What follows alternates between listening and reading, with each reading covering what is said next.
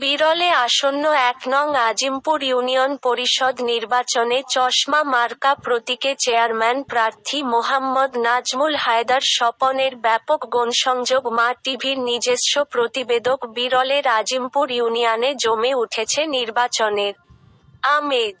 প্রার্থীরা ছুটছেন ভোটারদের বাড়ি বাড়ি।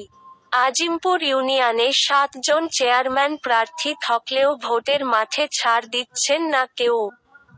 জনগণের দ্বারপ্রান্তে গিয়ে ভোট চাওয়া ও জনপ্রিয়তা বাড়তে দিন-রাত এক করে ছুটছেন সাবেক চেয়ারম্যান চশমা মার্কা প্রতীকে চেয়ারম্যান প্রার্থী মোহাম্মদ নাজমুল হায়দার স্বপন। তিনি বলেন, আমি এই ইউনিয়নের সাবেক চেয়ারম্যান।